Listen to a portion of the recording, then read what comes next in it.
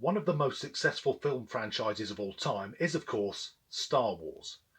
Beginning with the near-perfect trilogy from the 70s and 80s, which for reasons best known to himself, George Lucas continuously updated and constantly made worse, followed by the prequel trilogy, which through a combination of dull storylines mostly about politics, CGI which is aged terribly, Hayden Christensen's acting, and whichever bastard decided that Jar Jar Binks needed to be a thing, those films are now mostly watched only when people are doing a Star Wars marathon.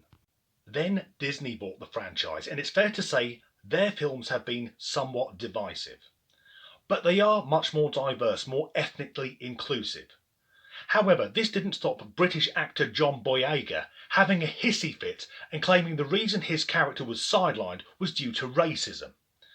Although his claim seems to rest on Finn, who was a supporting character, having less screen time than Daisy Ridley's Rey, who was the main character. And it wasn't until a few days ago when I read an article about the excellent film Rogue One that I realised that none of the main protagonists are white men. I mean, the villain is, but we'll just take that as read. But I'd never noticed this before, and I know some people will say it's because I'm a privileged white male, I'm used to having representation. But in truth, it's a Star Wars film. I don't give a shit what colour the actors are. Another of my favourite films is Crouching Tiger, Hidden Dragon, and all of the cast in that film are Asian. I don't recall the social justice warriors kicking off about that.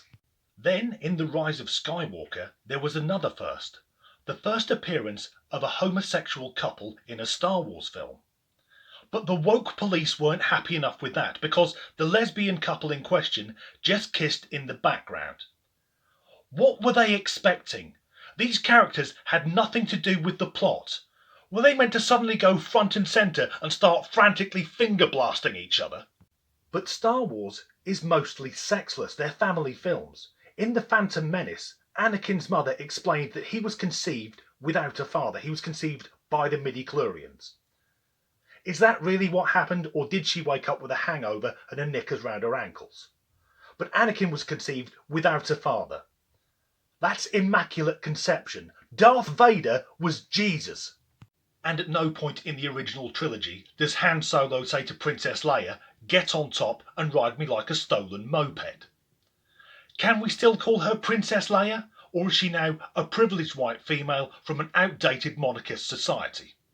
Recently, Gina Carano, one of the stars of The Mandalorian, was accused of being transphobic. So what did she actually do? Well, she refused to put her preferred pronouns, she and her, in her Twitter bio, instead putting beep boop bop as a reference to the noises made by R2-D2. That's it. Why should someone who is clearly female and is happy to be identified thus be forced to put pronouns into their Twitter bio? If other people want to do it, that's fine. But it's not okay for overly woke people to bully people because they won't toe their line. And now Disney are planning another first, by introducing a character who is a transgendered Jedi. What the fuck?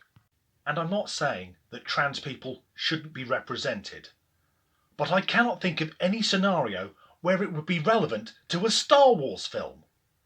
I don't want to hear about the struggle of a Jedi trying to find size 11 stilettos, or a meeting of the Rebel Alliance where they say the only way we can attack the Death Star is if we're led by someone 6'5" wearing a dress, or if the new X-Wing can only be piloted by a man who was born without a penis.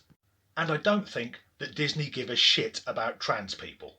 This is box ticking and virtue signalling to show what nice people they are, so that hopefully we won't notice they're taking over the entire fucking world. So, the iconic scene in Empire, where Vader says, "No, I am your father," which is usually misquoted as "Luke, I am your father." Will that now need to be redubbed? So Vader will say, "No, I am your gender non-specific parent.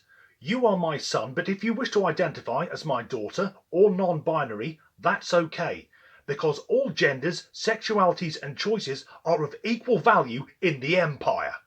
It's just Star Wars. We don't need a storyline where the Emperor decides he wants to become the Empress. I want lightsaber battles, spaceships and shit blowing up. Thanks for watching.